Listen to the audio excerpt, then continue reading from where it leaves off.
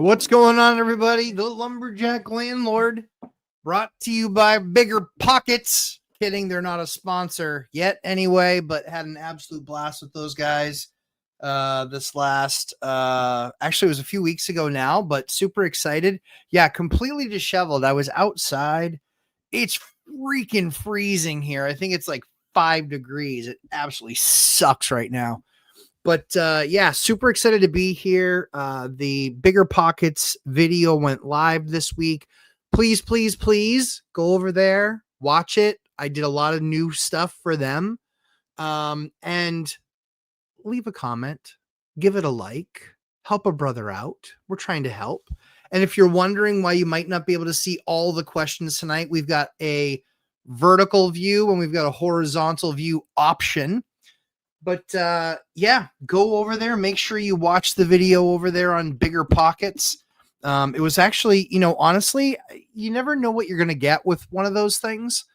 And that means like, big, huge channel and, heavy editing and all of that stuff. You never know what you're going to get. In all honesty, I haven't watched it yet. I've been just waiting for time with my wife to sit down and watch it together. Because it is both of our journeys, but really enjoyed the time with the guys there. Honestly, had a lot of fun. Yeah, Dave was good. We kind of talked about the interview a little bit beforehand, and I just said, kind of what do you want to accomplish? And they were super cool just in kind of how we went through everything. Because again, it was really all about the viewer. It's not about me. It's about what I can answer for you. That's why we do this show. The whole purpose of this show is so I can answer your questions. But yeah, really a good time. So thank you, Bigger Pockets, for finally having me on. Thank you, Dion. I know that Dion was, everybody's tried to get me on that channel. I know viewers have sent stuff in. Christian has tried to get me on there. Christian Osgood from Multifamily Strategy, Zub from One Rental at a Time. Dion, obviously from Dion Talks Financial Freedom, Coach Carson, Coach has helped me. So thank you guys. Thank you. It was a dream come true. I've always wanted to do it. Always wanted to try and make as big of an impact as we can make. I don't want to be famous. For those of you who met me in Famous in Vegas. That's not the goal. The goal is just to help guys out. We want to help you guys out. It was a long, lonely road for me. Real estate investing, the first, 5 to 9 years was really, really hard. And so anytime that I can help you guys out, do something like this, do my lives, spend time with you guys, that's certainly what I want to do and answer your guys' questions and try and make you guys elite investors. And yeah, that's still always the goal. Hi, Jeannie. Thanks for coming over and hanging out. But feel free to ask any questions. For those of you guys who are new here, thanks for coming. Appreciate you. I'm here to help you guys. I've done this for 24 years. I've got 53 buildings. I got 153 units. I think it's a lot now. And we do it all. We've bought every sort of way. We bought from wholesalers. We bought from wholesalers. We bought from retailers. We bought on MLS, off MLS. We've bought estate sale. We've bought private party. We've bought off-market listing. We bought tax sale. We bought auction. We bought short sale. We bought foreclosure. If I'm missing one, I'm sure we've probably done at least 1 or 2 deals that way. So we buy every single way out there because you never can control necessarily the real deal flow coming across your desk. So what you have to be able to do is you got to be able to do any kind of purchase. And so we've done every kind of purchase. But the most important thing is my focus is you're going to spend this much time buying a property. You're going to spend this much time owning the property. So I focus on the this. I don't focus so much on the this. I can teach you this. That's not hard. The buying side's pretty easy, honestly. It's just making the numbers work. But then this is the hard part. You're managing people, managing contractors, managing inspectors, managing letters from the city or from the town. It's all the stuff. So that's what I want to help you guys with. That's what my course is, but I want you to spend time here with me first. I want you to spend that time. Then if you feel like you need more, if you feel like you need more than what I can give you here, then that. But now this, you and me, us together, let's get through it. Let's start answering some questions for you guys. For those of you who don't know, I keep track of my record in court. I'm 30-0, and yesterday was 31. I talked to you guys about it. This was a tenant that we returned her deposit, but we didn't return all of it. She had never taken the internet out of her name. It was an oversight by out of our name. It was an oversight by the office. They just completely missed it. And so what we tried to do is we tried to work with her, and we said, you know what? Yes. Okay, fine. But you got to pay for some of it. She didn't like that. She filed a case. She sent me an email saying that she was going to sue me. And this is arrogant to do. I don't recommend this, but I did it because I've done this for a long time. I sent her all the information of where she needed to file her case because I don't care. Go ahead. Knock yourself out. I've been doing this for 24 years. I've been to small claims 3 times ever. And I've done evictions for, I don't know how many evictions I've done. I've done like 27 evictions in 24 years. So we don't have a whole lot of evictions, but I know how to do them because they're expensive when you have attorneys do them. So we can always answer questions, or I can always answer questions about that. But went to court. She had a suit against me for just under $1,300. So just under $1,300, she was suing me for. And what that did was that made me go back into our system and go, hey, what was the real balance? I know that we returned to her less than what she wanted, but more than what we should have.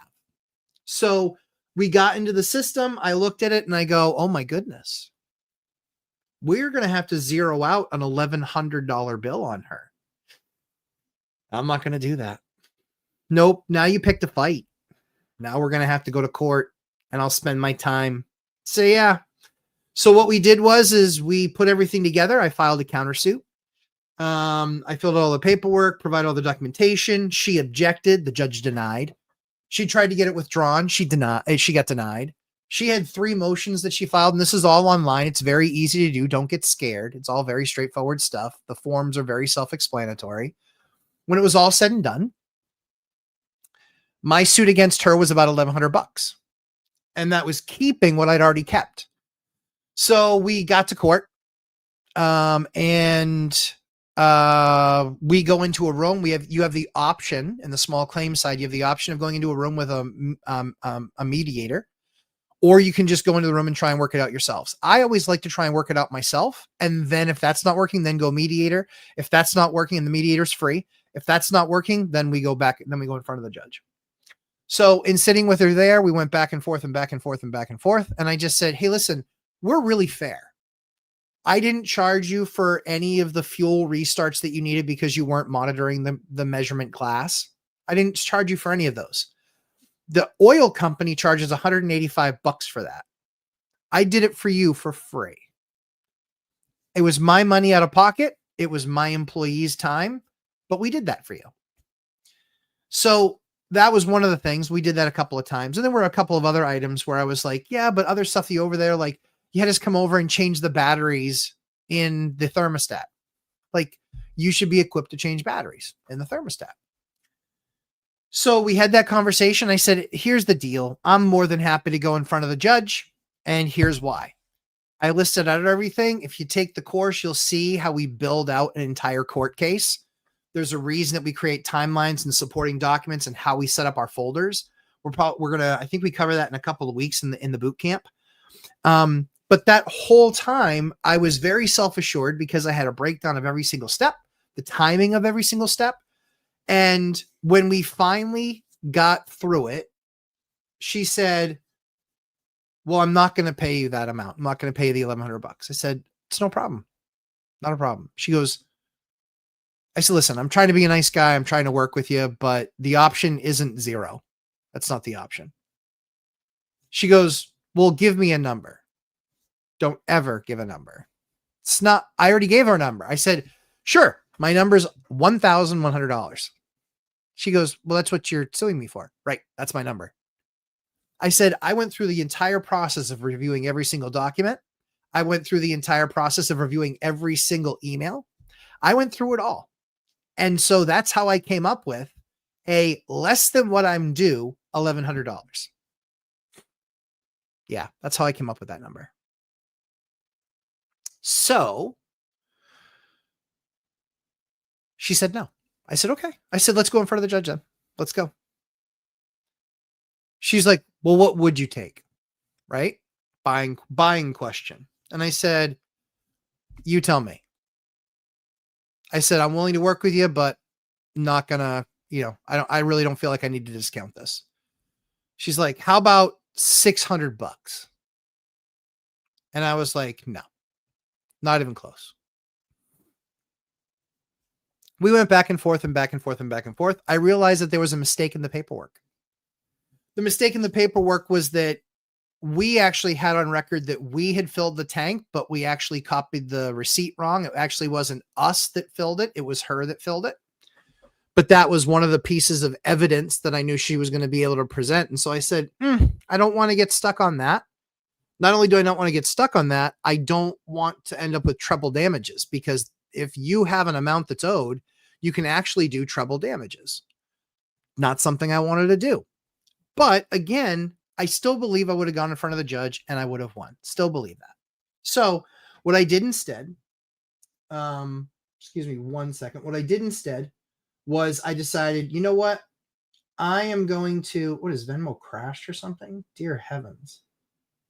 No, I was going to say it can't have crashed. I was just looking. I was like, there's no way that crashed. So we were able to work out an agreement, and she paid a lot closer to the 11, and we got it signed. We got it signed. We got it done, and we're done. Now, here's what I would tell you. We were able to work through it together.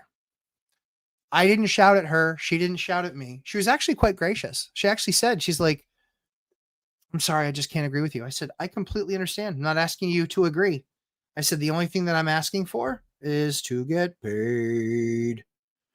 And so that's kind of how it went. Give me just 1 second here.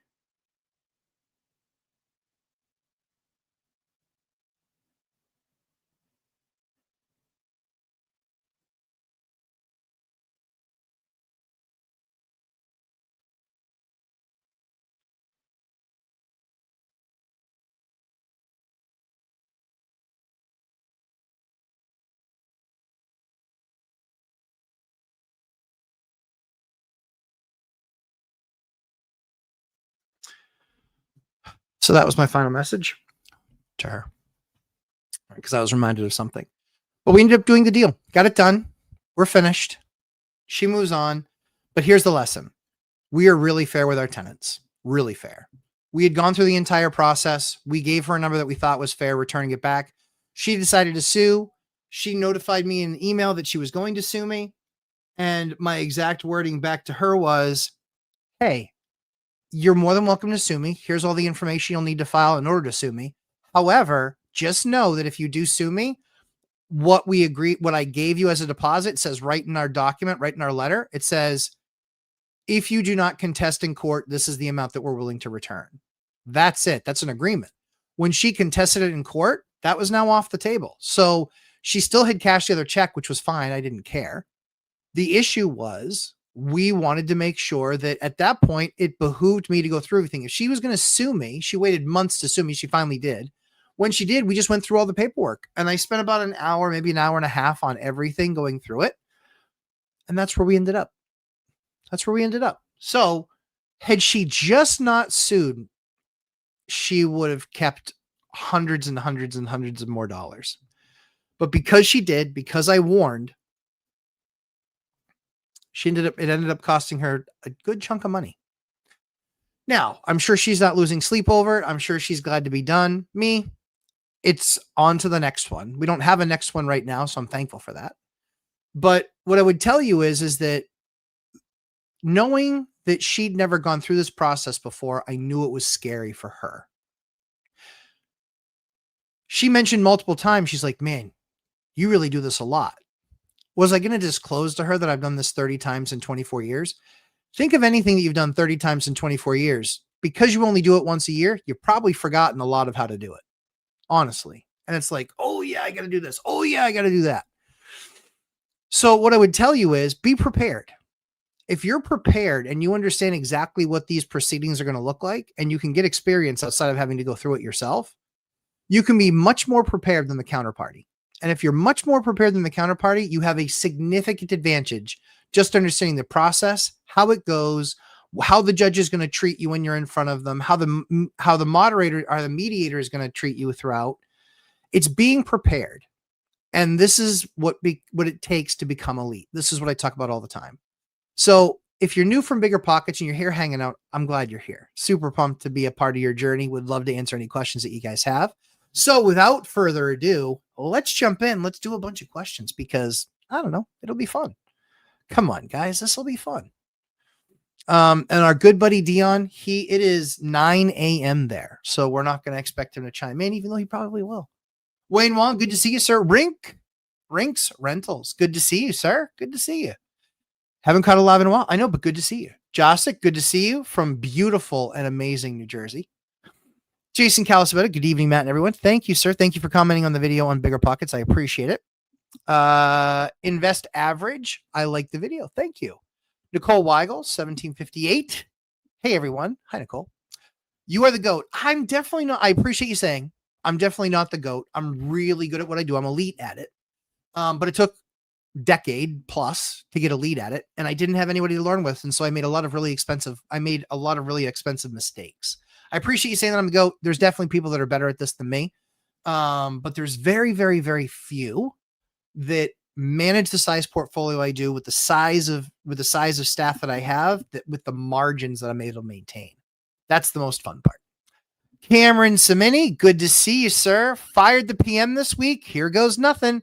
Yeah, but you're in the right place to do that, right, my man? Yeah, excited to do that with you. Amazing work on Bigger Pockets. Thank you so much. I appreciate that. It was actually a lot of fun. Loved working with Dave. It was a real good time. Yeah, real good time. Enjoyed the time with Dave a lot. Hopefully get to do it again. Angel Ray, Lumberjack on Bigger Pockets. I was. Thank you so much for noticing. Laura, good to see you. Invest Average. You should be a keynote speaker next BP Con. Oh, I would love that. I don't think it's going to happen. I would love to be on stage in any capacity with those guys, just because I know that they put great crowds together and people really value a lot of what they see there. So I would love to. If Bigger Pockets is looking for somebody to be on stage for 45 minutes and share something, I'm happy to do it. Would love to help try and make a further impact. Let's see. Jeannie gets real. I like the name, Jeannie. Just found you on Bigger Pockets yesterday. Thank you so much for saying it. It was a good time. BuzzTune. Hey, all. Great PP interview. Thanks, Mike. Yeah, I appreciate it. SK. Hey, Matt. What's up? Nothing. Just got my Bigger Pockets thing done. You guys are going to see a pretty awesome surprise in the next week or two. For those of you who have not taken the course, I want to put something in your guys' hands that helps you with things. And so you guys are going to see something really cool that we're going to release in the next week or two. We're very, very close to releasing it, and I'm excited to have you guys get your hands on it. HOA Prez, our Section 8 PHA is sending out notices to tenants that one's Section 8 voucher have a 2-year limit. Yeah, so that's one of the things that we've been talking about here as well. It'll be interesting to see if it actually gets held up, if they actually follow through with it. Here locally, 2 of the HAs or PHAs are telling people that they need to make sure that they have a job. I love that. I love hand ups. I hate handouts. Ryan Baker, I'm saving up for the next rental, about $7,000 a month. Where would you save or invest the cash while you wait for the next purchase? So I don't know that for me, it's always about capital preservation. So what I would probably do is I would probably take some of that money and invest it in units if you know that you can get more of a return. One of the biggest mistakes that people make is buying the next one as opposed to optimizing, like I talk about in the ASO strategy, which is acquire, stabilize, optimize. You guys have heard me say it. I used to say it all the time. I've started saying it less because I found that a lot of people weren't optimizing. I didn't want to hammer you guys in the head with it, but Optimization is where it gets, if you're at stabilized, which means you're rented and you make decent returns and maybe you're making 8 to 10% after expenses. That's nice. But what if you could optimize, you can get it to 18? That's the crazy part about this. And then all of a sudden you're finally making more money than your property manager is, because in most cases, PMs make more money than the actual owner of the asset. Seems criminal. I hate that. That's why I made the course, is because I want to make as many landlords elite as possible. Now, that doesn't mean self-managing. That means you could self-manage and become elite. That also means that you can become elite by knowing how to manage your PM. Cameron said it earlier. He fired his PM this week. He's in the course. He's in the boot camp. What gave him the confidence to fire his PM? He's in the course. He's in the boot camp. He has strategies now that he can manage the properties. Here goes nothing. Yeah, he's going to try it on his own. Now, you can always go back to a PM, but most importantly, you need to know how to manage that PM so you get the result that you want. You can't have PMs making more money than you and working less than you on your own properties. That's a major no-no. So, guys, I know that on the screen you have the ability to hit hearts and get that thing going. Would love to see what that does. If you're watching this on YouTube, you can hit hearts. You can hit 1,000 or 100%. You can hit party favor. Would love to see what that does when we all start hitting that. So go ahead, tickle that 100%. Yeah, so I would look, Ryan, I would look specifically at your existing assets, and I would see if you could improve your returns. If improving your returns on an existing asset is far higher than buying another asset, then there you have your answer. I can tell you, I've worked with enough bankers, and that's where we want to work. We want to work with senior lenders, and we want to work with VPs who manage our portfolios with us.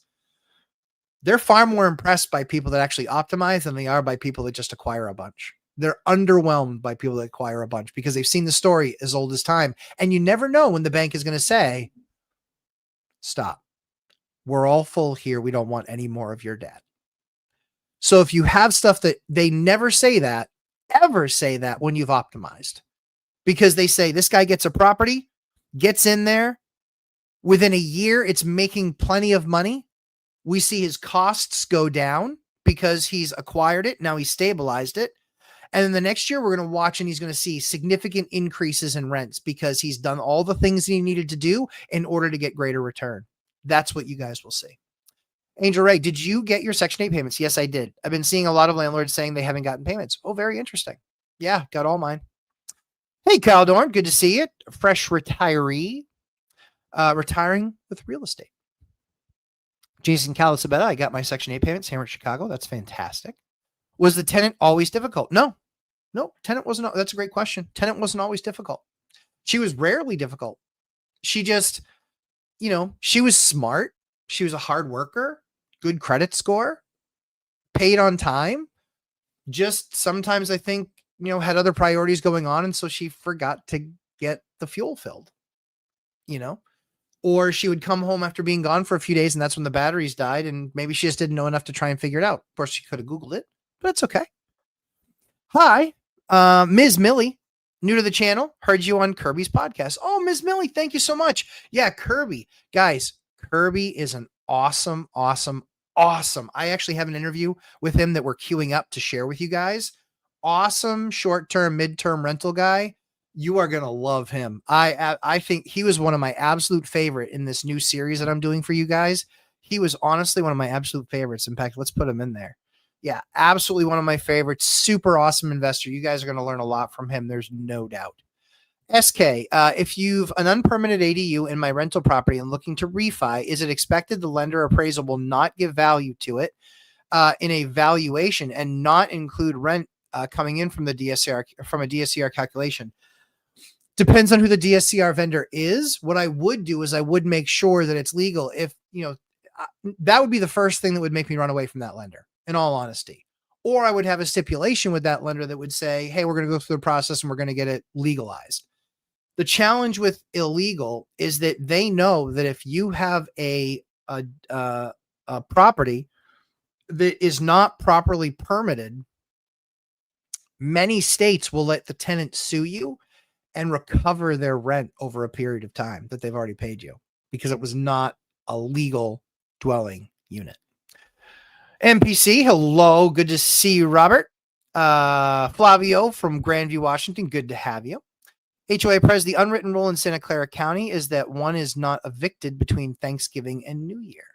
Interesting. Yeah, I mean, I think for California, it's a lot worse than that. Chris Culp, hi Matt. Sorry I missed Thanksgiving weekend boot camp. That's okay. I was caught up with my family. Heard it was great discussion. Ready to buy some cabinets. Very cool. We're ready for you on all fronts. We have a new designer. She's absolutely fantastic. For those of you who don't know, I also own a cabinet company, and it's because we had to try and keep our costs down. And I realized that I was just writing massive checks to a cabinet company. Went through the process, got storefront, the whole 9 yards to be able to become a rep for these cabinets. And if you're in my boot camp, we actually allow you access, and we do it for just over wholesale cost.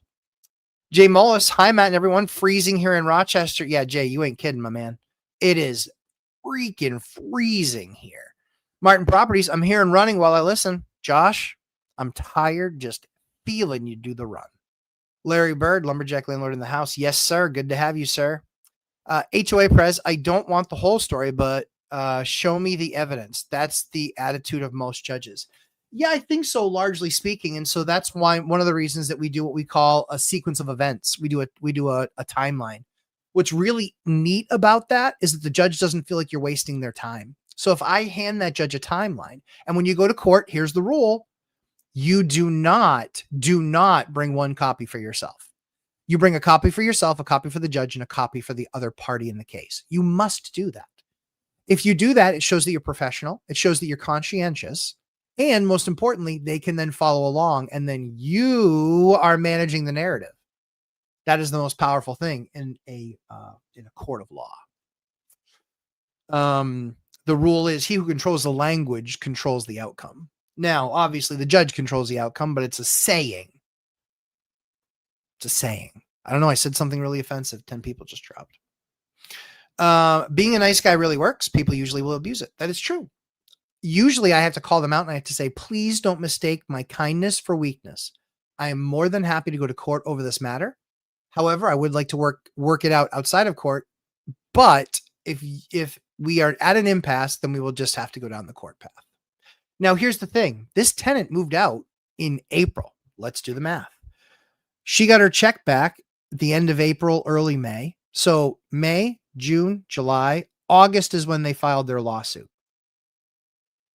September, I worked on it. I was notified, had a number of days, blah, blah, blah, was getting prepared to put my response together. October, the last week of September, first week of October, we get a date that it's going to be in December. That's going to be the hearing. So August, we don't get a hearing until December. She moved out in April. So from April, May, June, July, August, September, October, November, December, 9 months. 9 months to wrap this thing up. Now, could I have lost? It's always possible. It's always possible to lose. However, I didn't feel like I would lose. And so I was more than happy to go through the process. Because I had to put in time, we went through all the expenses with a fine-tooth comb and made sure that the number was the number. That's one of the things. And we were gracious. We were gracious in the beginning, trying to agree to a lesser number. But when you bring me to court, that nullifies the agreement. And now we're going to sue you. Now we're just going to countersue you. Sarah Vonnen, you're very welcome for the live. I'm happy to be here. HOA, a deadbeat told me that you can't get blood out of a turnip, so I took the turnip. Yeah, well said. And you can. I have a landlord that I know of. It's not my style, but it's what he does. But this other landlord, literally what they do is they take all of these to court. They always file small claims. They always get judgments. And then they actually have a person that basically just manages those. And this person gets checks every single week from a stack of tenants over the years that even if he gets the judgment for 15 or 20 bucks, he still tracks it, still manages it, and still collects on it. Thousands and thousands and thousands of dollars every single week come in based on what other tenants have done in the past. It's not really my style, but I get it. I get it. Omid, good to see you, sir. Hey, Matt, good to see you again. Do you have any advice for renting units in winter? I have 2 units getting renovated now, which will be available in January. Yeah, what I would try and do is I would try to get ahead of it and just say, hey, taking names now taking appointments now on units that are going to be ready in, January X date. The challenging thing is you don't have any pictures. So what you try and do is you can try and render some pictures if you want. Just be very clear that they are a rendering and that they are not the actual, if you have design in mind. And you can take the space and then pay somebody on Fiverr or something like that to update the pictures to make them look like what your finishes are going to look like. It's not the worst idea. That's the way to get ahead of it. For us, we just never know exactly when the unit's going to be done. They could miss by a week. They could miss by 2 weeks. And so the most important thing to us is if you're going to miss by any amount of time, I need to make sure that I don't have the unit committed.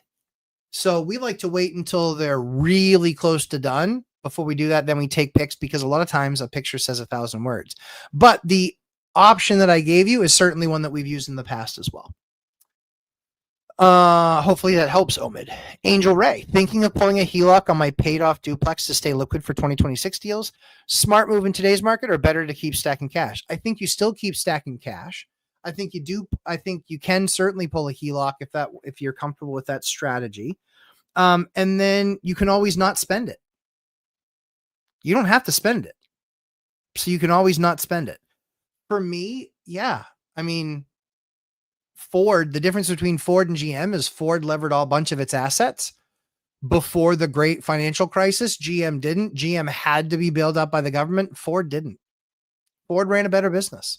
I like GM product better, but Ford ran a better business. They were just way further ahead of it.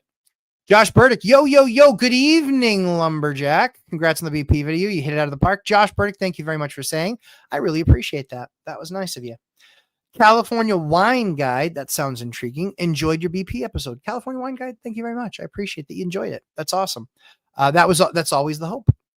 HOA as a prospective tenant, when filling out the application, had his car repossessed in the parking lot. Ooh, that is what you call a opportunity limiting event.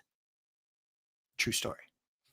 Alex, the accidental investor. Good to see you, sir. Hey, Matt, nice work on BP. Alex, thank you very much. I appreciate you saying so. Hopefully you and your lovely bride are doing well. Summertime Santa. Good evening, Summertime Santa. Good to see you. Now it's wintertime Santa that will have to make an appearance. Luke Devine. Hey, Lumber. I have about 100 hit leads that I'm pre-qualified to buy on in 30 days. I do not have the time to make all of these calls. Any suggestions on how I can outsource this? Luke Devine, how and which part of it, hit me down below with what part you want to outsource, if that makes sense. Summertime Santa, what was the rundown of your top picks for this Black Friday, Cyber Monday? Great question. I didn't do any Black Friday, Cyber Monday shopping. None of it. Didn't do any of it. We'd been gone for 2 weeks in Nashville, as you guys saw. If you were in the boot camp or if you watched my lives, we were in Nashville for 2 solid weeks. So I was out of pocket. Only got a few calls on the units, but had a bunch of stuff that I know that we're working on to get ready for the end of the year. And so when we got back, it was 23-hour drive back from Nashville to New Hampshire. Got stuck in a massive snowstorm that was just rolling on me. It was brutal. I was in that for hours. And so it took 23 hours to get back. The second day of our leg, we left the hotel a little bit before 9 a.m. and rolled into the driveway at just about 2 a.m.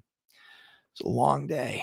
And I know that's not 23 hours. We did a bunch of traveling the day before as well. Let's see. I found the right screen orientation. They're all up to you. You can do vertical. You can do horizontal. They are completely your call. Peach and Dramarus. Hi. Got to check out the Lumberjack at Bigger Pockets. Greetings from sunny New Hampshire. Where are you in sunny New Hampshire? It's chilly here right now. Don't tell them it's sunny either, because people might come here. Invest average. I'm going to put 2 new bathrooms upstairs. Thus, course can help with that. Absolutely. We talk a lot about that. We talk a lot about rehabs, remodels. And then when you get more advanced, you get kind of comfortable doing that and you kind of get some muscle memory, then you can actually start to do gut rehabs. And when you do gut rehabs, then you get a real feel for that. And then you can start to do actual development where it's like you take over a shell and you can develop the entire inside, like I did the jail property, which is pretty cool. NBC, are you noticing more late payment tenants than usual? Yes, I've noticed tenants sliding a bit, but still paying along with fees. Yeah, so yes. Yep, definitely more people are more strained, but it's that time of year. You know, it's that Thanksgiving and Christmas time for sure. People are feeling pretty strapped, sadly, but true. HOA Press Section 8 PHA is saying don't have unauthorized tenants. That's true. It's bigger in areas that are more heavily IAs than what is usual. We don't have that problem really in our state. Just not a thing, really. So they haven't really said anything. Sarah Vanna getting featured in Bigger Pockets. Congrats, Matt. Thanks very much. It was truly super blessing. Had nothing to do with me, not much to do with me anyway. It was really the support of all the guys that have gone before me. Zub, you know, really, especially Dion, Coach, Christian. It was a lot of the guys that had gone before me that were in that same circle. Frankly, I was the last one to get on out of all of them. Totally fine, not bitter about it. It's totally cool. I'm the biggest liability out of the entire group for sure. But yeah, it was an honor. It was really an honor and great to be on. Really liked my time with Dave and quite frankly, his whole staff. His whole staff was awesome. They were great to work with. Went and left a comment on BP glazing up you good. Thank you. Appreciate that. That's always awesome. HOA Press HUD has a hotline so one can report fraud, drug dealing, unauthorized tenants. Very interesting. I wonder who's going to do that. Right. Matt was glowing on BP. Dream come true. Ian, absolutely. Yeah, it was awesome. It was so much fun. Yeah, really, really enjoyed it. It was a dream. Honestly, it was a dream come true. It's something that I never wanted to do a channel, but when I did, I was like, yeah, kind of the pinnacle of that is Bigger Pockets, especially when I started in doing this. Really, the big thing was them helping out the small, like Coach talks about, small, mighty investor.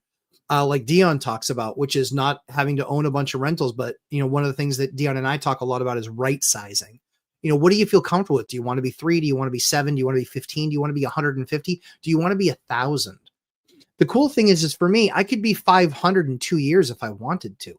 Don't want that. It's not what I'm going for.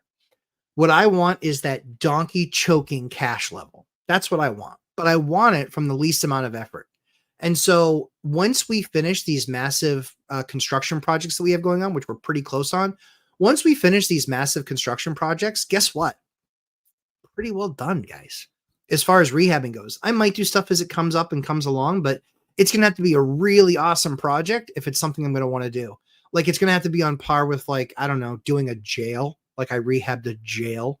It's going to have to be on par with that because that was a lot of fun.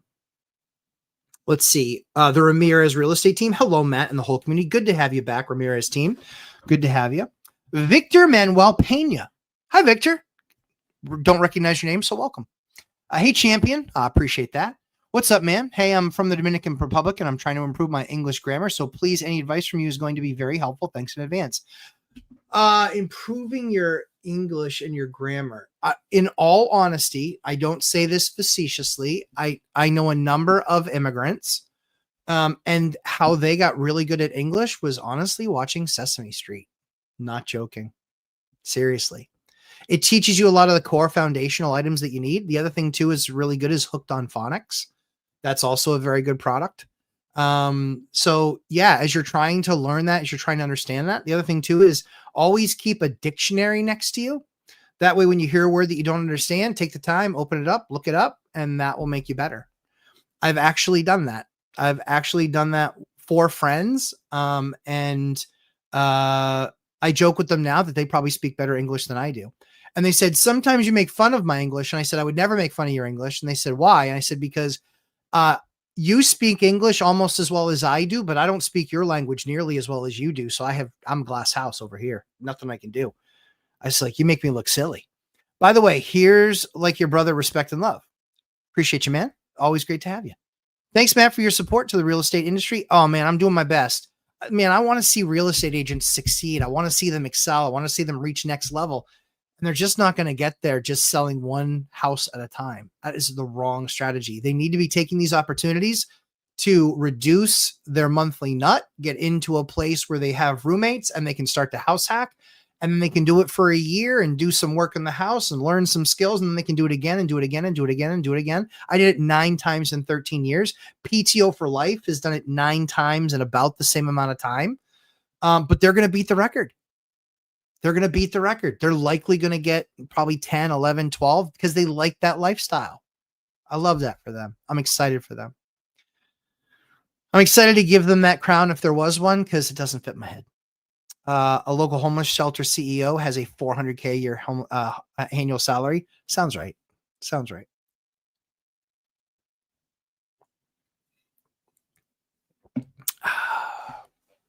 Ooh, that's good. Yeah. Angel Ray, how do you deal with the crawl space dirt basements that get moisture in winter? Vapor barrier helped a bit.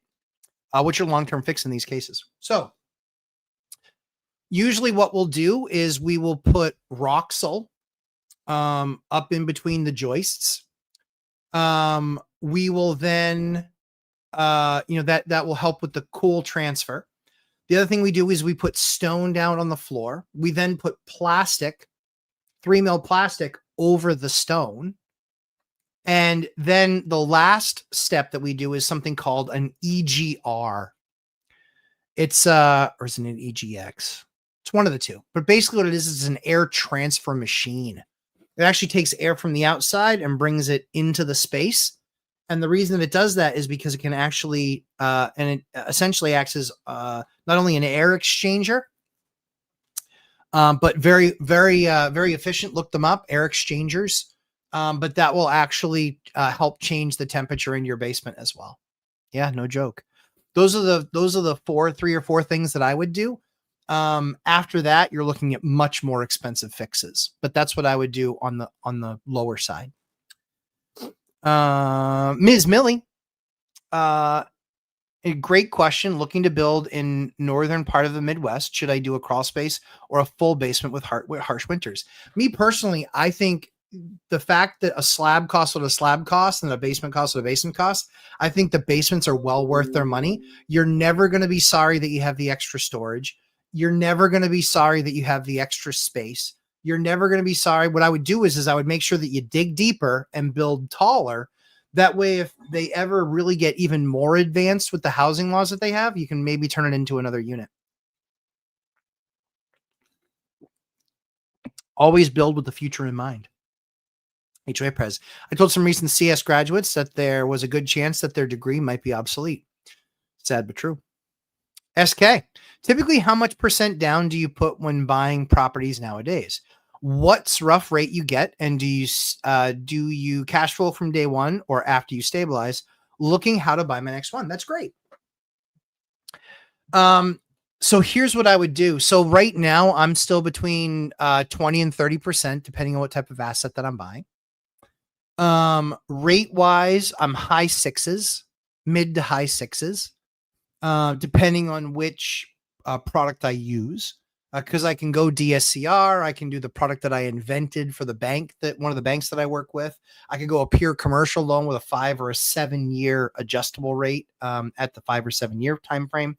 So yeah, I'm between 20 and 30% down. I'm between 6.5 and 7.25%. Excuse me. And I will always cash flow day one. The only exception is we rent box backwards. So I base it on my rent box on the 17 different criteria that I track. And then I look at what those local rents are based on, even though I own 153 of them, I still look at my rent box and I say, yeah, those units are vastly under rented based on the neighborhood, where they are, the quality of them, etc. Or I have to spend this much money and make them X. But I usually use that number, work backwards. And so if I can see that in a year I can be cash flow, I'm not going to spend $1,000 a month out of pocket. But one of the cool things is, as you get bigger, or if you're not doing a BRRRR and you're doing a construction loan like I teach you to, you'll have more than enough money to get that job done and have a locked in rate and be ready for when the unit is done to actually bring it back to the market and actually get a fair market rent. If it's negligible, if it's like, well, they're getting $1,200, but really fair market rent's like $1,350, that's kind of squishy. But I find properties where rents were, so we did a fourplex. The rents were $1,200 a piece. And as soon as somebody left and I redid their unit, guess what happened? I redid their unit. I only spent about $7,000 and the rent went from 12 to 19. 12 to 19. It's $700 a month. $700 a month. Yeah, that's $8,400 a year. So I covered my cost on redoing the unit the way that what needed to be redone. I covered my cost. I did it in about 8 or 9 months. But the next unit, that's happening as well. We got another unit coming up in that building in the springtime. That tenant's going to leave. They're also at $1,200. They're going to go to $1,900 as well. Then that's 7 and then 7. When I bought that property, my monthly net income was only about $400. Wasn't that good, but I only for a deposit, my deposit was minimal. So my return was still about 6 or 7%, not very good after expenses, 6 or 7%. But I saw the path. And the cool thing is that now that unit's rental, now it's not, $400. Now it's $700 plus the 400. Now it's 11. Well, now I'm within a year, I'm at 11 return on my, about, I don't know, $70,000 deposit thereabouts. So I'm 11 times 12 months. So I'm over $13,000, 13 on the 70. Well, guess what? Now I'm getting close to 20% return on my capital. Now, when that next unit goes and I add that one back in, guess what? It's going to be another $700 or $800 a month on top of that. So now I'm not going to be 11. Now I'm going to be more like 18. Well, that 18 translates into 36, 21.6, 21.6 on my $75,000 or 70,000 ish. So I'm 21.6 on that. Well, guess what? Now I'm 21.6 on 70. Now I'm 30%. Well, I've still got 2 units left to do a little bit of rehab work and put back in the market. Life's looking pretty good, eh? So that deal didn't massively cash flow day one, but because I understood what it was, what the market rents were, and how everything was going in that building, and I also had the capital to do those minor projects there. Yeah, it's worked really, really well. It's a great return. Jack Stewart enjoys real estate and pumpkin pie. Can't leave out the pumpkin pie. What decision you've made that you regretted? I used to be too nice and I used to not file papers fast enough. Yeah, let's work it out. I know you're trying. Let's work it out. I know you're trying. Let's work it out. Nope. Now, the right way to do this, absolutely every single time, the right way to do it is get them paperwork on time, on schedule, show that you're following the lease and say, but give them a heads up first and say, hey, listen, I'm sending this paperwork over to you. Yes, it's a demand for rent and an eviction paperwork. I'm doing that because now you can actually go seek help. We did that last month with somebody. We've gone through the process. Now we're working with welfare, and welfare has said, hey, listen, they've taken in a kid on adoption, blah, blah, blah. We can't have them homeless. Yes, of course, I understand. They said, if you're willing to push off doing anything for 60 days on the eviction, we'll actually cover the rent the next 2 months. And any money that they make, they'll pay basically to try and get the old balance down. Hey, kick the can down the road. That's fine with me in this particular case, because guess what? That's going to give me December and January. So the next time we're having a conversation is in February. Well, what's right around the corner? Spring, when there's going to be a bunch of units that I can actually put this thing out to market and actually get the thing rented and probably do pretty well. Luke Devine, if you want to outsource the cold calling, look up Jennifer Stewart. She's the last video that I did that wasn't alive on my channel. But look up Jennifer Stewart. They outsource all of that stuff. And they'll do all the way down to dispositioning. It's completely up to you how you want to utilize her team. But yeah, Jennifer Stewart, she's the right person to use. Her team is fantastic. HOA Pres, my local trade union, that they are getting apprentices with MS degrees in STEM. Not surprising. Everybody's going to be looking for a job. Looking from those white collar jobs that AI is going to take, and they're going to be looking for blue collar jobs. Good. We need a lot more plumbers and we need a lot more electricians. And I never thought that there was anything degrading about that. I think skilled trades are huge. And so I love that there's going to be a whole bunch of people that are going to have to enter in those trades, and they pay really well. I can tell you, I'm tired of paying $150 an hour for an electrician. That's for sure. Let's see. Art. Oh no. Oh yeah. Art. Good to have you, Art. As a previous sales guy, need advice. Currently a chemical account rep, role of a farmer. Yeah. Manager wants me to transition to a hunter. Small company with no guidance. What's the best path to be a great hunter? Ooh, you gotta love rejection, my man. You gotta love rejection. The one book that I would read is Solution Selling by Sam Bosworth. Understand the 9-box approach. That will make you better. You got to get really good at cold calling. You got to get really good at creating warm leads. Hunters make a lot more money than farmers. They just do. So I was never a farmer. I was always a hunter. And I made a lot more money than any of the farmers did. But very risky. It's risky. It's very hard, really hard to do. You have to have a solution that you can, that people need. You have to be in an industry that gets attention. You have to know that you're, even in a downturn, that you're going to get space in the budget to do what needs to be done. There's a lot of things to consider there. I had really long processes for considering roles that I wanted. I had very long processes. Yeah. Dendromerus Hudson. Hey, what's up? Yeah, cold is. Oh, yeah, it is. Checking in to see if you're still considering the private consulting sessions. We do. Yeah. I mean, you can send me an email, lumberjacklandlord@gmail.com. Tell me what you're trying to accomplish in those sessions. And I'm happy to consider it. I love helping people. I'm more passionate about when I'm helping somebody that 15 other people are watching so they can gain benefits. So we can also create discussion from it. So that's why I love the boot camp approach. But if what you're highlighting in there is really specific to you and that's what you want to focus on, I'm sure I'd be happy to consider it. Yeah, happy to consider it. HOA Press, our local churches are helping tenants with 1 month's rent and help them move to cheaper part of the country. That's good. Smart. There's my buddy Dion. 10 a.m. What's Dion doing? He's in Phuket. He likes to say Phuket. We all know what it's actually called. Alex, we are great. My lovely bride was flattered that you mentioned her. We're going to Christian's event out at the Robin Hood tomorrow. Very cool. Tell him I say hi. I like mini donkeys. Well, duh. What's not to like about a mini donkey? That was one of the cool things about traveling through the countryside was we saw a lot of beautiful horses. Like going through Nashville and seeing the wealth that's there, but more importantly, seeing the massive farm properties where you just see these horses being worked, where you see them just running in the field in their pasture. You're like, yeah, I get why those things are so expensive. They are beautiful. Art, Lee says rent due on the first. Tenant said sent Zelle, and first time ever it says it should show up 1 to 3 days versus immediately. At this point, it would be late. What would you recommend? I would recommend having grace. I really would. I recommend having grace.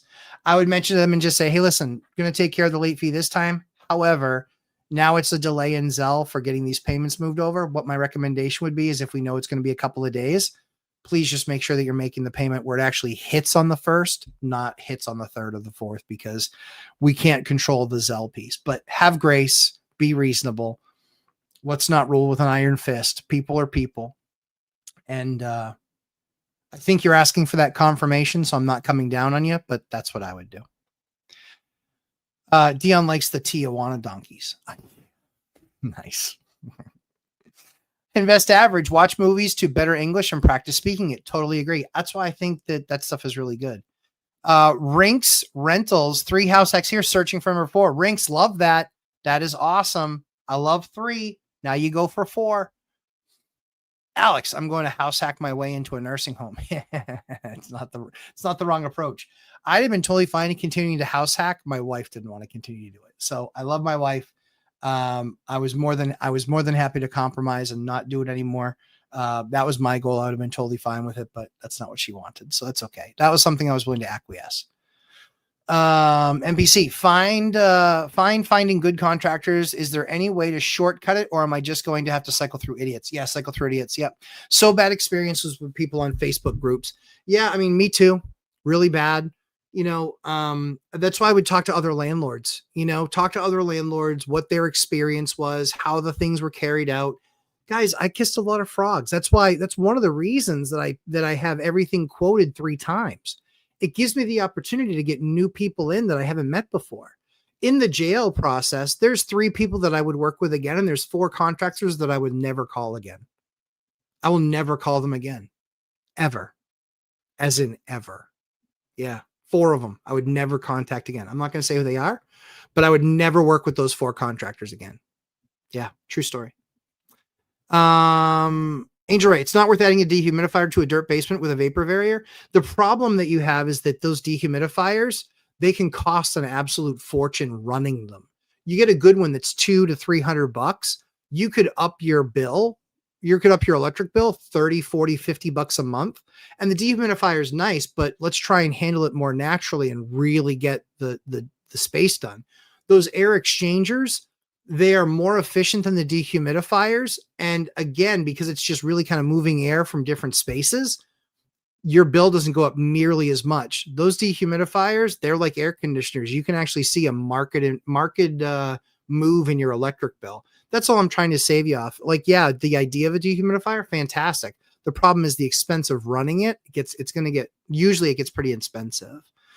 Invest Storage, I'll be purchasing your course today as my early Christmas gift. Congratulations. I really appreciate you trusting me to be on your journey with you. Look forward to it. And then feel free, as you're going through the course, there's a great community in there. Pretty awesome. There's hundreds of people that have taken the course, but always Thursdays, you know where you can find me. Hit me up. I'll answer a question for you. Angel Ray, it's not worth adding a dehumidifier to a dirt basement with a vapor barrier. Yeah, no. HOA Prez, a mathematician was working on a problem for 20 years and after using AI for 6 months was able to solve it. Love that. Love that and hate that all at the same time. Hey, Chester, what's up, pal? Hope you had a great Thanksgiving. Speaking of, where's Hyder? I hope you had a happy Thanksgiving too, Hyder, if you're not here, but good to see you. I hope you're doing well, pal. Let's see. HOA Prez. If a tenant doesn't have 30 days of rent on the first of the month, then he won't have 60 days of rent in 30 days. That's very true. I think sometimes, though, with how things fall, I totally agree with you, but that's why I would post the papers and I would work through the process with them, but I'm not going to lose all the time that it takes to get to that step, if that makes sense. Good evening, sir. Happy to see you on Bigger Pockets, I think is what you meant. I appreciate that. It was an awesome journey. Really enjoyed it. The guys were great. Let's see. Marland RE. Good evening. Good evening, Marland RE. Nice to meet you. Ryan Baker, gotta run. Thanks for the advice. You're awesome. Ryan Baker, you're welcome. Hopefully that does help you. NPC, LOL. That's why in Keene, I go to Ready on First for contract recommendations. I have some stupid little things that I want to test people before the big project in Allenstown. Totally agree with you. 1000% right. Ms. Millie, loving this live. I've learned a lot. Thank you. Well, I appreciate that, Ms. Millie. I'm excited to have you here. Love it when our community grows. It's kind of light, honestly, for a Thursday night. Only 40 people in here. That's kind of light. Guys, feel free to jump in with your questions. We're going to spend probably another 20 minutes to a half an hour here with you tonight, answering your questions. Again, love to have you guys. Love for you guys to learn things. Book update. Oh, dear God, Dion. Why Dion always asks the hard questions? I hate that question. The book update is I've spent 0 time on the actual book that we're doing, on in the group with Dion did his book under the one rental at a time umbrella, if you will. I'll be doing the same. You guys don't know what the book is yet, but you guys will start to see some stuff about that. It was going along really well until about 60 days ago when just everything, end of year, excited about Bigger Pockets and doing that. And then this major project that I'm working on, which is bigger than the book, which you guys will see soon. But yeah, lots going on, but that's the book update. The book update is no progress on the previous. Does Bigger Pockets have snacks? So I had virtual donuts. I had the most delicious virtual steak I've ever had. Guys were gracious. It was good being able to spend time and hang out with them. But yeah, to that end, yes, they do have snacks. In person, they also have snacks. But yes, the virtual snacks were quite delicious and filling. Calorie free, though. Matt Weiner, Matt Weiner 32. Are you a proponent of getting out of any kind of bad debt before investing in real estate? No. I.e. pay off student loans before buying a 2 to 4 unit. No, absolutely not. Nope, I'm not. Everybody's case is different, but largely speaking, if you have living expenses, i.e. you're paying $1,500 a month in rent or $2,000 a month in rent or whatever, ideally I want that to be against a mortgage. And you can move in with as little as 3.5% down. I tell you, I helped out a 24-year-old kid. He had $8,800 as a down payment on a fourplex. The day he moved in, he was making $1,000 a month. And it's not like this was 20 years ago. This was literally just maybe a year or two ago. It's still possible. You can still find those deals. He moved in because there's a bunch of new people. I'll share it with you, but he moved in 4 units. He was living in 1 unit, spent a little bit of time and money rehabbing that unit, but lived in that 1 unit and was making over $1,000 a month and living there for free. So he took his expenses of living somewhere else, which were about $1,200 to $1,500 a month. That disappeared. Now that's $1,200 a month that he doesn't have to spend this back in his pocket. So now his unit free. Now he's also making $1,000 on top. So now he's actually bringing in $2,200 to $2,400 a month on that building. What did that mean? 18 months later, he was buying another rental and one that he moved into. Now, when he moved out of his unit, he was actually able to rent it for 15. So he got 15 plus about $1,200, which was what his numbers were when he left. He's now making $2,700 a month after expenses on that 4 unit. $2,700 a month after expenses. Moves into the new place. The new place, he's spending a little bit more money, right? He's got the upstairs covering most of his mortgage, and he's got about an $800 a month nut. But the $800 a month nut is half the price of what that type of unit, maybe even 40% the price of what that type of unit would rent for. Still making $2,700 on the old one. Life is good. Life is good. Matt Winter, 32. I have 6 properties. 2 of them are duplexes, but I still rent. Next move, buy an owner-occupied 2 to 4 unit with a low down payment. Yes, sir. That's what I would do. That's if I were in your shoes and I have other performing assets, I want to move into something where I can get the very low down payment, move in, and it still has to cash flow. Like, what would you normally be paying? Like, but again, if my rent is $1,800 and my mortgage, my portion of the mortgage in a house hack, if that's also $1,800, I'd rather get it in the house because it's giving me a better return. I'm going to have all these tax deductions that I don't have as a renter. So hopefully that's helpful. Kid City hint. What's the hint, Kid City? What's the hint, man? Oh, have you volunteered to teach homeschool kids financial lessons? Yes. I don't know who that is, but yes. So we will definitely be doing, my kids are homeschooled. One of the really cool things about it is that they go to what's called a co-op where there's a bunch of other families involved and there's a ton of other entrepreneurs there. So I love watching the other parents do their thing. And yeah, we're basically, what I'm waiting for is, and it's not like, oh, well, I'll always have something. Like legitimately, I have 3 big, huge projects. I finished one, got that one wrapped up. I've got 2 others. The jail is one that's a month away from finishing. And then I've got another one that just needs some building straightening out and then sheetrock, flooring, and cabinets. And then that one's done. Once those are done, which is probably early spring, once all those are done, then yeah, my plate's kind of clear. I'm not looking at bringing on more projects. We had a couple of other big remodels that we did and some what we call unit conversions from commercial to residential. And so once we get those done, like I said, early spring, all that stuff should be wrapped up. That's kind of lower hanging fruit. But once that stuff all gets done, then yeah, I don't have another project. I actually turned down 2 deals that came across my desk in the last couple weeks. I turned them down both. One of them would have made like 30 grand in maybe 90 to 120 days. Not interested. It just wasn't a fit because I don't know where the market's going to be. So for all I know, in 90 to 120 days, I'm not able to sell it for what I thought I could sell it for. So for me, I don't want to catch a falling knife. I don't feel comfortable with where the market is right now and forecasting in 4 months. And it doesn't make the issue is that the only way it makes money is if I sell it. If I rent it, it doesn't make money. If I lease option to buy, it doesn't make money. There's nothing about it that makes money unless I flip it. So when I only have one off ramp, those are the types of strategies that make me nervous. Kid City, who are you? I'd love to know. HOA Press, LA now has entire apartment buildings vacant because of illegal aliens going back home. Interesting. Ms. Millie, more questions? Oh, so many. What are your thoughts on having only a mini split in the cold north woods?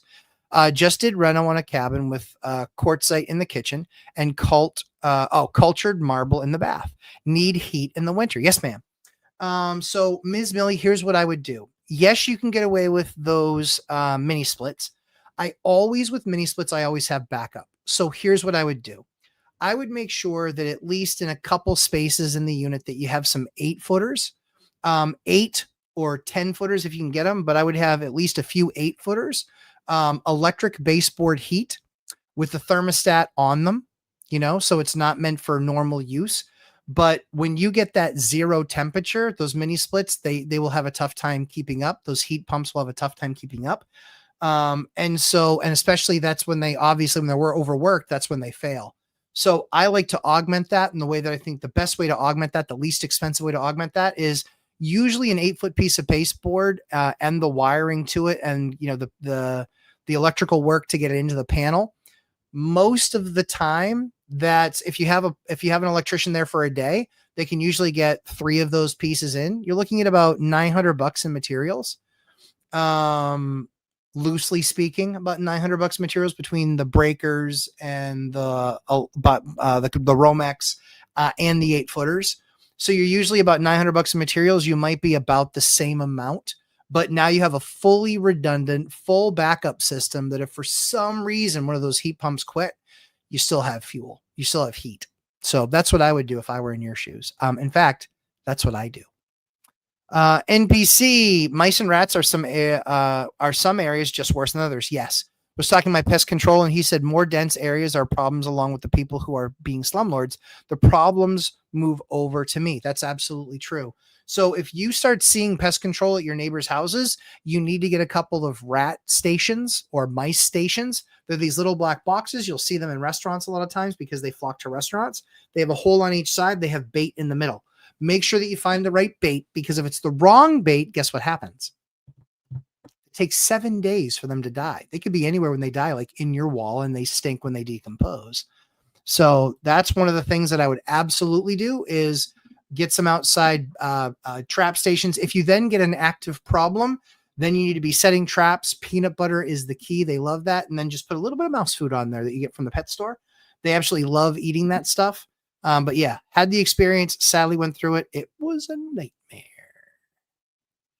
Let's see. Cameron, got to run. See you Saturday. I'm sure my wife and I will have quite a few questions to feel. That's okay. I'm ready.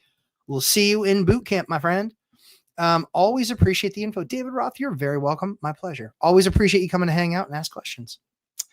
Matt Wenner, appreciate you. Matt, not a problem. Happy to help, my man. Key, what's up, buddy? Matt, question. Attic has enough intake and exhaust vents. Is it a good idea to have a powerful exhaust gable fan in addition? And which is your recommendation on air exchanger for the crawl space? Thank you. So the air exchanger for the crawl space, I forget. I want to say it was like an EGR. I want to say was the name of it. There wasn't a brand that jumped out. I only have a couple of them, and they've been okay. They've been fine. They've operated fine. If you do a gable fan, the only thing that I would ask is I would make sure that I identify that the gable fan, like who's making the recommendations, have them explain it to you and show you the numbers and say, if you put a gable fan in, this is what it's going to do for you above and beyond what you already have. But I would just try and understand that, because it might be an expense that you don't need, but it also might be an expense that you do need, but it also might be an expense that you don't necessarily need it, but it's good to have it because maybe in the summertime it's that much worse, or in the wintertime it's that much worse. So it's just better understanding what exactly this is going to deliver for me. And does that translate into either more financial savings from a heating and cooling perspective? Does it just make it more comfortable? Really just try to understand that piece. Because putting in, I mean, I know that you're in California and you're in a part of California where it's really expensive to kind of do anything, but to put a gable fan in where we are, that's like it's not a big project. It's like less than $1,000 project. So for us, if somebody said, yeah, you need a gable fan, I would just be like, all right, explain it to me like I'm a 5-year-old so I can understand what you're saying and what you're seeing up there that makes you think I need one. And then if they were at least a little bit convincing, I would be like, yeah, that's fine. Do it. Whatever. It's fine. Even if I turn it, even if it just knocks down my tenant's heat bill $20 a month, or cooling bill $20 a month, then it's that much less that they have to pay for those energy things. And, if I can do something that makes life easier for a tenant, we're doing one now. We're actually installing a higher moving exhaust fan above the stove, because one of the tenants in the building doesn't like the smell of that unit's cooking, because they use heavy spices, blah, blah, blah. And they're like, yeah, it's just one of those things that just really makes me kind of sick. So we're like, that's fine. So we're literally getting the most powerful one we can on the market, where it will really suck the air out, suck the smell out, and push it outside. So that's actually what we're doing. And again, is that something that I need? Did any other tenant ever have a problem with it? No, no, and no. But we'll do it, because you know what? We can do it for probably $500 or $600. And if that, it's just an investment in goodwill, and then the expectation is hopefully the tenant then renews. Matt Winter, appreciate you. Back at you. David Roth, random question. Do you know about Google Ads? Yes. Any use for them, or are they a thing of the past? I don't think they're a thing of the past. So yes, I understand them. I was a EVP of global sales and strategy, and marketing reported to me. So I would read those reports. So like pay-per-click, PPC, or SEO scoring, and Google ads, and the whole shooting match. I haven't had to talk about that really since I retired. But yeah, know them, understand them, know how they work. Facebook ads, the same thing. Instagram, all their ad strategies. We don't do any ad pushing on like our stuff. The only thing that we will put out there is units, like specifically units.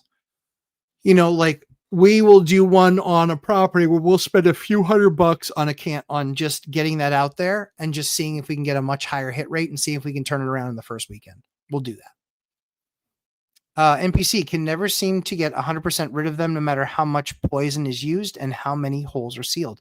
Yeah, it's one of those weird things. Even my house was built in 2018. We still in that change of season, we'll still see a couple of mice. It's weird that it happens. But yeah, they're almost always going to find a way. They only need something the size of a dime hole to make it in. So what I recommend is not only just the poison outside, but then also the traps inside, peanut butter and feed. And yeah, usually it gets it. Yep. Let's see. Buzztune, the red unit from Saturday. Do you run rents lower for outside stairs? Good question. What maintenance look like over time for the exterior stairs and decking? Great question. So usually stringers, they'll last a real long time. Stringers will last 20, 30 years pretty easily. Stringers are the things that hold up and support the stairs. Stair treads, it depends on what material you used, how you affixed them. But usually PT, you get 10, 15 years out of pretty easily. Trex, we do Trex most of the time. Man, we started using Trex in the 90s. Not us, because we weren't investing then, but we started seeing it used in the 90s. We started using it probably in 03, 04. Those decks are still intact. They still operate fine, but we saw what they looked like in 03 and 04, and we'd be like, hey, how long ago did you install it? Yeah, like late 90s. Oh, okay. So it'd been in place for 7, 8, 9, 10 years. Of course, that version of the product was different then, so it's changed quite a bit. Now some of the cheaper stuff is just more plasticky. Buzztune. Oh no, gotcha. Buzztune. Josh. Hey, Josh. Have you seen markets where single family residence cap rates are better? I don't know cap rates. So the reason I don't believe in cap rates is because you can skew the numbers too much. What I only care about is something called the ROC, my return on my capital. That's it. And return on capital is kind of like cash on cash. It is, if I put $10,000 in, how much money do I make on that $10,000 that I invested? So I don't ever use cap rates. 2 to 4 units don't even use cap rates. Cap rates are really meant for commercial properties, because they're meant for properties that can go up in value just based on what your rents are. And that's not how residential works. 1 through 4 unit only works based on comps, what the last thing sold for. Now, when you get to be a really good real estate investor, guess what happens? You recognize that the only thing that matters is cash flow on those properties. So I don't really give a rip what the comp is. I only care about how much money. So that's why I run my numbers and I look at it and I go, yeah, they're not giving the guy any more credit for this one that's at 8. So this 4 unit does $8,000 a month. This 4 unit does $6,000 a month, but they're priced at exactly the same thing. Yeah, hard pass. I'm going to take the one that's $8,000 a month, even though he's not going to get a dime more for his property because they're not taking the income approach. They're taking the comp approach. And that's typically what they do. I own multiple SFRs, thinking of moving up, but the math doesn't math. Yeah, if the math doesn't math, then that's a no-brainer. If I have really low interest rates too on those SFRs, I'm not moving that either. But what I'm always looking for is I'm always looking for the math. And I want 2, 3, and 4 unit because I can buy it with residential debt, which is much less expensive and much less risky than commercial debt.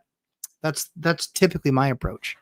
Matt Wenner, typically don't use cap rate yet for anything besides commercial. That's just my experience, though, kind of irrelevant in SFR. Yes, sir. Brand of exchanger. I don't remember the name of the brand. I don't remember the brand key. Sorry. Because honestly, I bought them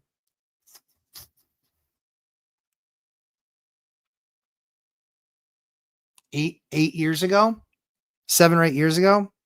They've been fine. I haven't bought since. HOA Press, teacher salaries are so low in Silicon Valley, resulting in students being taught by substitute teachers without a college degree. Yeah, not surprising. I don't necessarily know that I value the college degree. I've seen teachers that come in and they are just absolutely elite because they can keep kids' interest in things. Perfect example is Crunch, the guy who does all the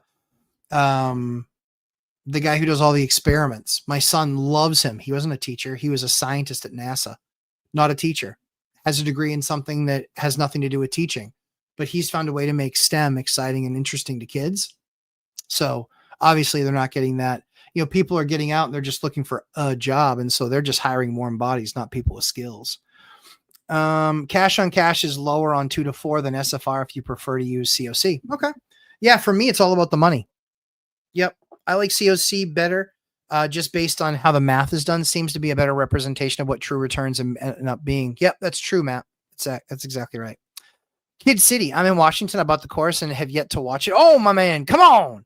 I owned a daycare for 33 years, made money buying the property in 2012 for $340K and selling it for $2 million in 2018. Oh, that's so awesome. I love that. You're getting on screen for that. That's a win. Love that. Kid City, 1985. Were you born in 1985? My wife was born in 1985. It's probably a rude question. It's definitely a rude question. And you don't have to answer it. But it'd be interesting if you did. Ms. Millie. Oh, just ripped out the baseboard heat with a total reno. Wish me luck. We're 0 degrees now. Thanks for the info. Ms. Millie, you're very welcome. Yeah, I always leave. The good news is that your panel probably can take it.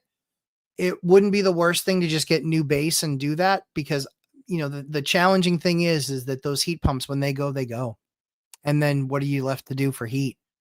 You still have electric and you can plug in oil-based space heaters, but I don't love that, that there's a risk there. NPC. We are catching them all right. Bait stations were empty and sticky traps caught them. He claims he's using strong poison and not the cheap Home Depot crap. Yeah, we bought poison that is a 48-hour poison, not a 7-day poison. Stuff is the best. It's kind of like Sex Panther. It's illegal in every country, and it works 100% of the time, 60% of the time. Or 60% of the time, it works every time. Yeah. Key, thank you, sir. I just closed a Texas property 30 minutes from Austin, first time out of States. Key, congratulations. That is awesome, guys. That is awesome. Angel Ray, doing ceiling fans and mini splits get you top rents in your market. I've been told I should add mini splits to attract top tenants. I'm in Pennsylvania. Angel, I don't believe that. I don't believe that for 1 second. Ask 10 people what a mini split is. They have no freaking clue.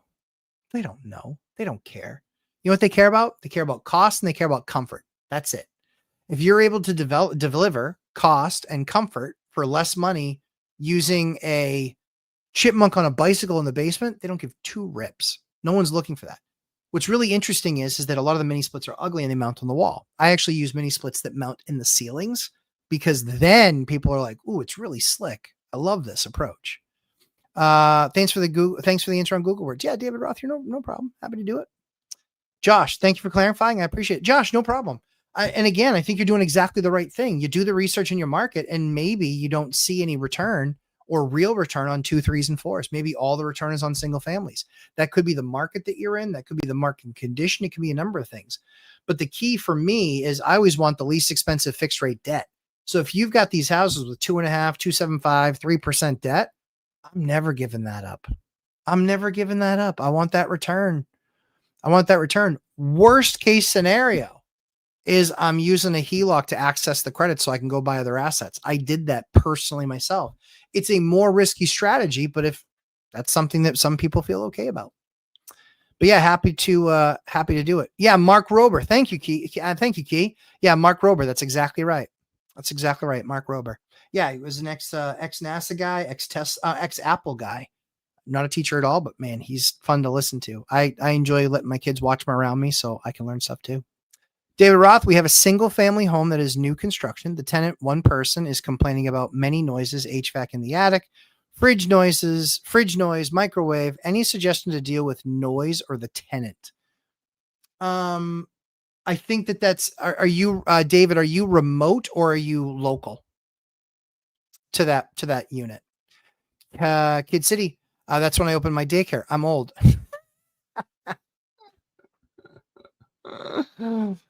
Doesn't matter. Doesn't matter. You're winning. You're winning 320 to $2 million. Power move. Dion, I heard mini splits get the best tenants. I heard it from a mini split salesman. Yeah, exactly. Larry Bird, mini splits are cheap and you can literally install and maintain them yourself. That's true. They also have those like Be Cool setups and situations that they have out there. Those like self-install kits where you only need like an electrician for one very small part. But yeah, mini splits are okay. I think it really depends on the application. We're rolling out these cassettes. We're very interested to see, honestly, how they perform. A little bit nervous because we over insulated the place. So I think we're okay. But I think anytime you look at a heating or cooling solution for a space, what you have to look at, that's the most important thing to look at, is the overall envelope. If you insulated to a 10, then you can heat on a 3. But if you insulated to a 2, you need to heat at a 10, right? So we are always concerned about the ecosystem that we're creating within the building. Do we use closed cell foam? Do we use open cell foam? Do we use, thermofiber? What did we use for insulation? Then how much insulation did we use? Do we put it in the roof line? Do we do R38, R39? Do we only do R30? Do we put R15 in the walls because that's all that fit, or do we do R21 or R23? Do we do the joists underneath those units? There's all of these things that I consider to then come up with, did I make the right decision of how to do it? So we felt comfortable using these cassettes because we believe that we insulated it like a 9 or a 10. We use closed cell foam. We use it on the roof line. There's now conditioned space is where all the sprinkler heads are. That's all conditioned space. That's the most important thing. Yeah. Cadet heaters are a couple $100. Yep. And I've never had to service or replace one, yet mini splits cost a metric ton in comparison. That's true. So as a backup, yeah, I think I like the cadets, the 8-footers with the little thermostats on them. That's what we put in as backup. David Roth, I'm local and went out once. Noises were there, but not that bad objectively. Yeah. Man, like you could try to create almost like an insulation space around the around the HVAC that might be in the ceiling of the walls. There's nothing you're going to do on a fridge. Like there's nothing, like some of those things, there's just nothing you're going to be able to do. The more expensive a fridge is, the quieter it is. But do you want to get into replacing that fridge to make it quiet because the tenant thinks the fridge is too loud? Like, I mean, where else are you going to live? What's the comparison? NPC, only thing that mini splits are better at is no window AC. Yeah, I mean, I think they're better than, it's nice because you can have heating and cooling. So I do like that feature and function over like a forced hot air or forced hot water system. But there's drawbacks to everything. And when you're in the Northeast where it can be so unbelievably cold, they just don't have a proven track record when you get 20 below. And you can get 20 below with wind chill. And so you better have some other thing as a backup. So thankfully we have a backup. But again, we insulated at a 10. So we believe that you could probably warm the place just by lighting a lighter. The Riley A-OK. Hi, Riley. What was your first investment property? I know you mentioned you did a low down several times, but curious about the transition to non-owner occupied deals. Yeah, sure. So my very first one was a condo that I bought, and I needed to have a roommate with me to qualify. That was the very first one. So that was a house hack. That was the very first one that I did. As far as buying stuff that I didn't have to live in, I bought one of those in like 05, which was basically like 3-4 years into my journey. But it was a waterfront house that I had hoped I was going to get to and literally never got to it, and finally got to it and redid it and then sold it because my family was too big at that point to actually leverage it and utilize it. One of the biggest mistakes I made was not just handling that project. For years I didn't have money, and then when I finally did have money, I found everything else had a better return than doing that. I probably should have spent the money and just bit the bullet or just sold it as it was, but I always thought that I was going to get there. And then when we started having kids, we never used it and it got too small really fast. But that transition to non-owner occupied really happened after I got locked out of the market because Fannie Freddie went from you have 10 mortgages to you're allowed 4. Well, I had 5. I was already dead I was dead in the water. So the only way that I could get another mortgage was if I moved into the property. So I did house hacking out of necessity. Then I got used to it, didn't really mind it. And because it was such a shoestring budget and I was so broke, we would literally do a bunch of the work. I would finish my normal day job at, 6:00 at night. I'd grab a quick bite of food with my wife, and then she would study for school. And then I would go over and work on the other side of the duplex for hours upon hours upon hours, trying to fix it and do that work. And so did that for a long time and did that in multiple buildings. But yeah, we did house hack year after year after year. And so, yeah, we did 9 house hacks in 13 years. So for the first 13 years of my journey, it was mostly house hacks. Then I would say probably around year 9. So that would put it around 2012, 2011. Nope, was still doing house hacks then, but started to bite off properties that I didn't have to house hack and that I could buy and leave be and that sort of thing. So it was years into the journey for me because I wanted to keep on buying them with low down payments, and I wanted to keep on, moving into them, rehabbing them, making them better, and then cash out refining and then doing the next one. So I was doing BRRRR before it was BRRRR. But now I do them completely differently, and I do construction loans and I structure them in a certain way that I get my fixed rate. That way, if the rate's gone down, I can always refinance at the end. But if the rate's gone up a point or a point and a half, I'm not stuck. The thing still makes money and still hits the numbers because I fixed the debt early on. NPC, only thing that mini splits. Nope, already read that one. Riley, okay. Thanks again for doing these. Love to listen to these. Riley, you're very welcome. My pleasure. My pleasure. Mini splits are crap and extreme cold. Boilers always have given the most comfortable and reliable heat. That's true. I like the on-demand IBC forced hot water boilers. The reason that I like them is because they do what's called domestic heat and hot water. So they will not only heat your hot water to make sure that you can do all the fun things that you do with like taking a shower and doing the dishes and doing your clothes, but they also do the heating as well. So it's one unit. The cool thing is IBCs only have 7 pieces. So if that thing ever fails, guess what? Because I have a dealer that I use to buy them through, guess what happens? And you would do the same. You would find somebody local service in your area that does and has a dealer kit for IBCs. And that means that you're never down for more than 3 or 4 hours. It's true. They get a complete dealer kit. The entire unit is broken down to basically, I think it's 7 or 8 pieces. That way, when something breaks, you can literally ASE, rip out the old part, put in the new part, and boom, you're done. That's the powerful thing. So guys, I hope this was helpful.